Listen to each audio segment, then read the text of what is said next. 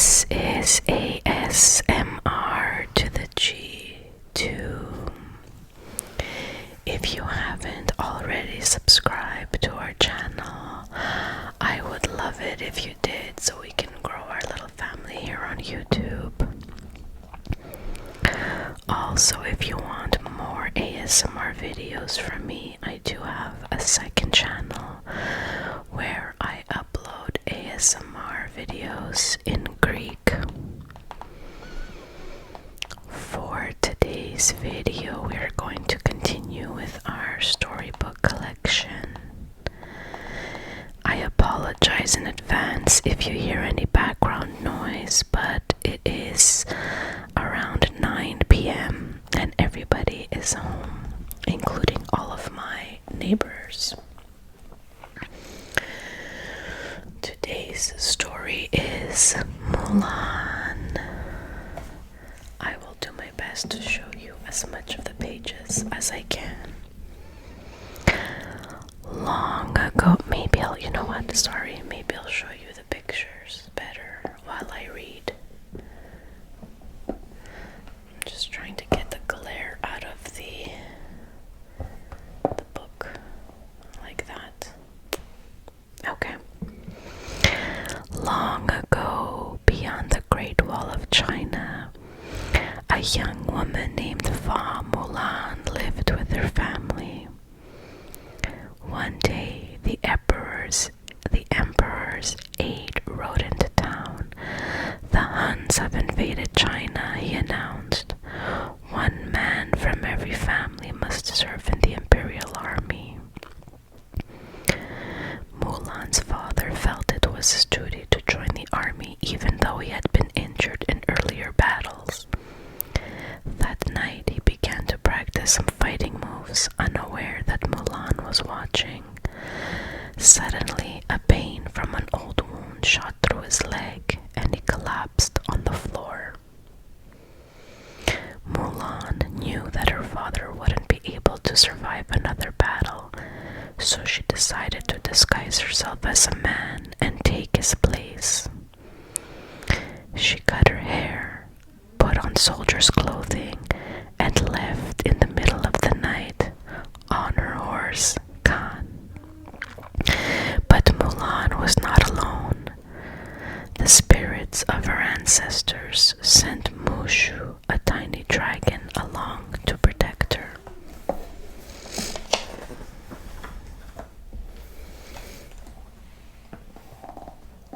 There we go, we'll keep the picture there. Captain Shang was a skillful leader, and though Mulan felt clumsy and inadequate, she worked as hard as she could. She didn't want anyone to find out she was a girl. Shang led the recruits through a series of grueling training exercises to help them prepare for battle. One of the lessons involved retrieving an arrow from the top of a pole while carrying a heavy bronze disc tied to each wrist. One represents discipline, the other strength, Shang said, holding up the discs. You need both to reach the arrow.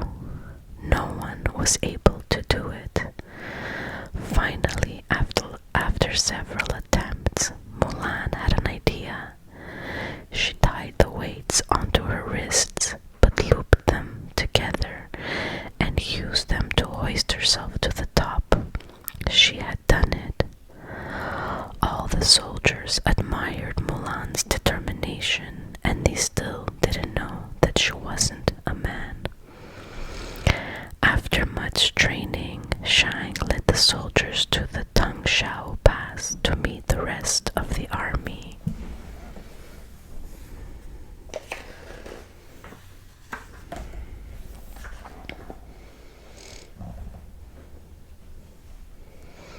When they arrived, they discovered that the army had been defeated, and none of the soldiers had survived. Shang was especially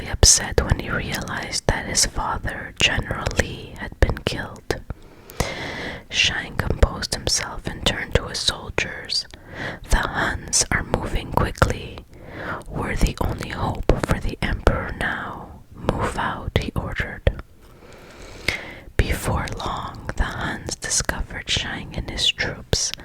Hundreds of them raced over the mountaintop, firing arrows at Shang's small band of soldiers. At first, it seemed like Shang and his army would meet a similar fate as his father, but Mulan got an idea.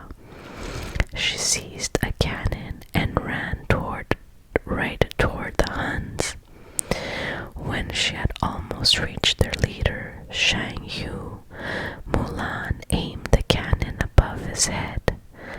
The rocket hit the mountain behind him and caused a huge avalanche. Snow tumbled down quickly, burying the enemy.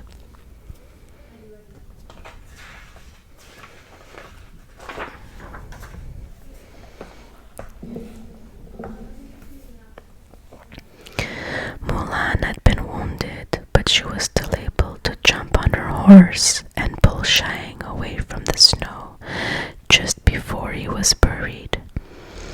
As Chim Po and the others helped them to safety, Shang looked at Mulan with admiration.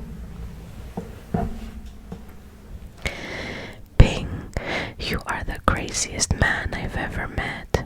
For that, I owe you my life.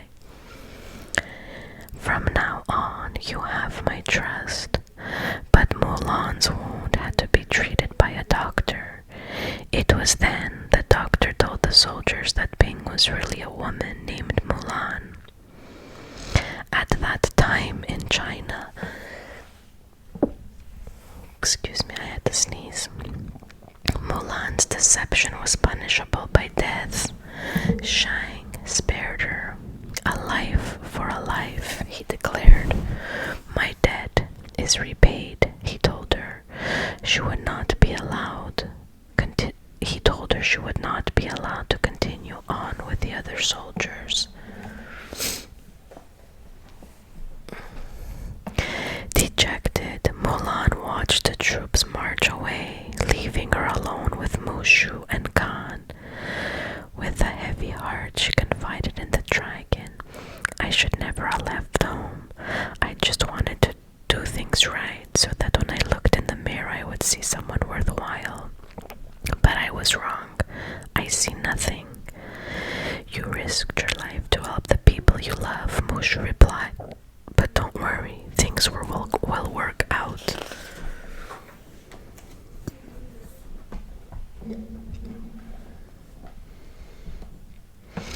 As Mulan turned toward home, she saw that Shang Yu and the few Huns had survived and were heading toward the imperial city. Racing on horseback to the imperial city, Mulan found Shang and told him what she had seen. You don't belong here, he replied. Go home. You have to believe me, said Mulan. Shang wouldn't listen. But soon the Hun seized the emperor and ran into the palace. Mulan turned to her friends for help. Jingbo, Ling, and Yao tried and failed to break down the palace door. Hey, I have an idea, Mulan called. Eager to help their quick-thinking friend, the soldiers let Mulan dress them as women. Then they used the sashes from their dresses to climb the palace columns. Shang realized that Mulan was trustworthy and joined their effort. Once inside, they attacked the unsuspecting Huns.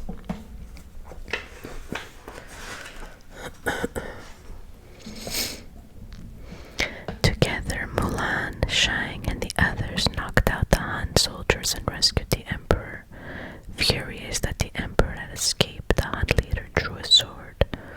You took away my victory, Shang Yu growled at Shang. No, said Mulan, I did. She pulled back her hair so Shang Yu would recognize her. The soldier from the mountains, the Han leader cried. He began to chase her for his revenge. Leading Shang Yu to the top of the palace, Mulan grabbed his sword and pinned his cloak to the roof. Mushu shot towards him with a rocket. The little dragon jumped to safety just before the rocket blasted Shang Yu into a tower of fireworks.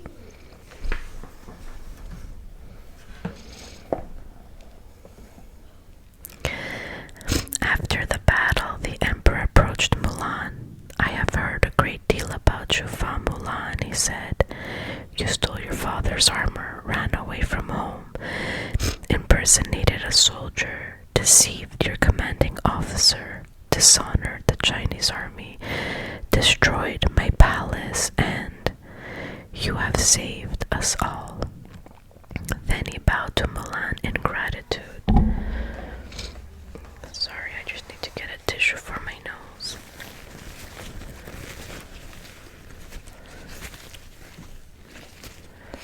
These allergies suck. Stunned, everyone else did the same. "See to it that this woman is made a member of my council," the emperor told his aide. Mulan was honored but knew that she needed to return to her family.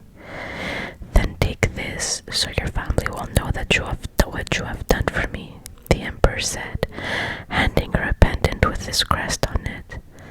Then he gave her Shang Yu's sword, "And this, so the world will know what you have done for China." Mulan thanked the emperor and said goodbye to her friends. It was time to go home and face her father.